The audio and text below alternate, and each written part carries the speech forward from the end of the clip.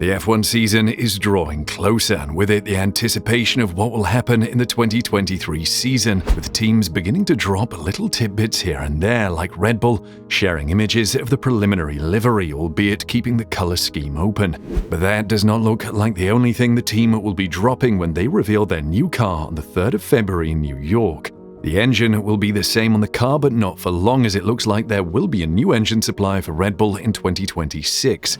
Simply put, Red Bull and Honda have benefited from each other, with both teams combining in 2019 after Red Bull parted ways with Renault and Honda ended their tumultuous relationship with McLaren.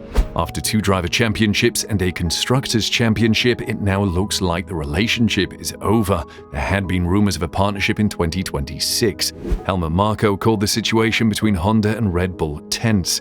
It's a tense situation that has a history, he told Automotor and Sport. When Honda announced its withdrawal 2 years ago, we would have had nothing at all in the first phase. Honda didn't even want to supply the existing engine. We were able to gradually transform that into a cooperation as we see it today. When it came to deciding who would do what from 2026, things got difficult. It was planned that Honda would only do the electrical part, but we didn't come to a common denominator. But let's see, a decision will be made soon. Both Honda and Red Bull have entered the 2026 engine regulations, and the Austrian team is selective with what partners they will work with. Porsche learned this the hard way, and it now looks like Honda will have the same fate, as Red Bull is only willing to work with brands that operate under their roof, as stated by Horner in a recent interview. Honda have obviously made the commitment to 2025, which is great, Horner told the media. We've explored possibilities beyond 2025, but the reality is it all needs to be under one roof. We've made the investment, we've made the commitment within Red Bull powertrains, and we've recruited the specialists. Our journey as a power unit manufacturer and independent engine facility is unchanged by Honda's possibility that they may come back into the sport in 2026. Horner has stated that the team would compromise to keep the partnership with Honda alive. Still, Honda has now decided they want to enter Formula One as a separate engine supplier for 2026, ultimately ending their relationship. And neither team is looking to be a part player in 2026, with Red Bull looking to establish itself as one of the best engine providers and Honda using the opportunity to develop its knowledge on sustainable fuels, with the CEO finding the new regulations of particular interest. Rumors have been running rife about who will partner with Red Bull, with the Austrian team keen to get someone in to ensure they have some experience in their corner when it comes to manufacturing an engine, because let's not forget, Red Bull is an energy drinks company and not a car manufacturer like most of its rivals. And the rumors have only been fueled by the most recent statements by the FIA, with Ben Sulayem having this to say: "We can add 2 more teams actually, that's what the rules say. If they're credible and they mean business, then we should let new teams come in."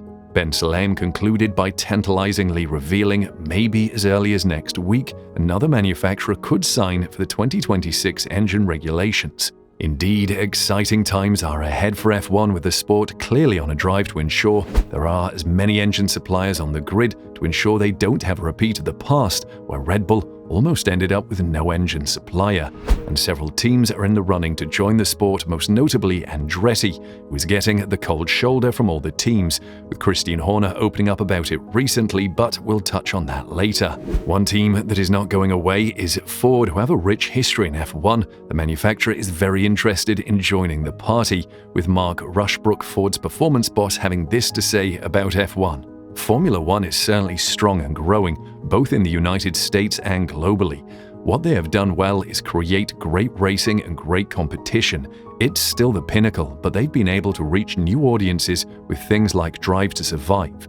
As a company, we go racing for innovation, tech transfer, the learning opportunity, but also for marketing reasons as well. It's shifted for sure, and it definitely requires consideration.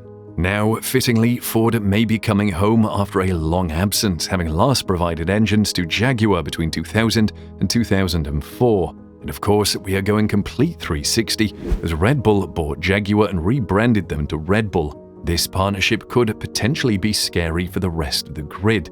It now looks like it's set to happen with the announcement in New York. Unusually, an Austrian team with very few links with America is releasing its car in the Big Apple. Rumors are that it's because they will be announcing Ford as their new partner to attract the most attention. Now, Rushbrook did not confirm nor deny that they would be entering F1, having this to say: "We don't comment on speculation, but it's the same with all these series that are out there. It's our responsibility to study them and understand them, and then make decisions on whether it makes sense or doesn't make sense."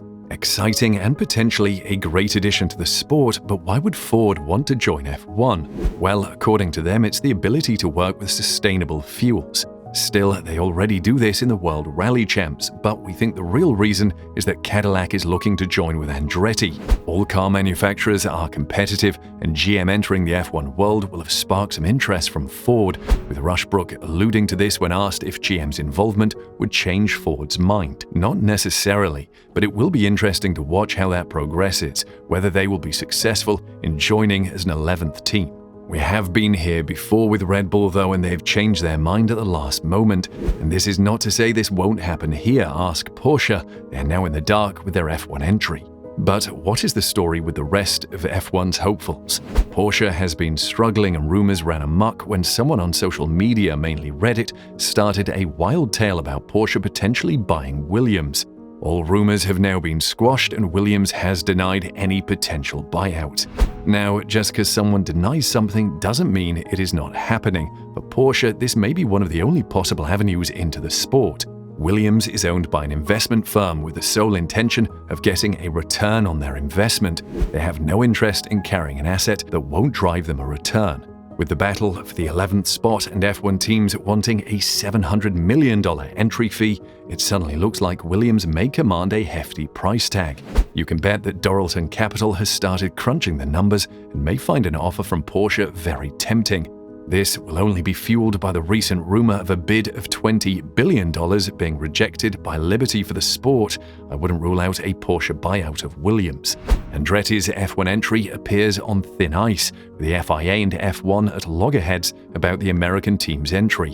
One of the most significant factors has been money, with Toto Wolff being the most vocal about the Andretti bid, and it now looks like Horner has confirmed that at the end of the day it boils down to the money, with the Red Bull CEO having this to say: "As with all these things though, it ultimately boils down to, well, who's going to pay for it? And you can assume that the teams, if they're perceived to be the ones who are paying for it or diluting their payments to accommodate it, of course it's not going to sit that well. On the other side, you've got Liberty guys saying, well, we're not going to pay for it, we're happy with 10 healthy, competitive franchises from an operational perspective.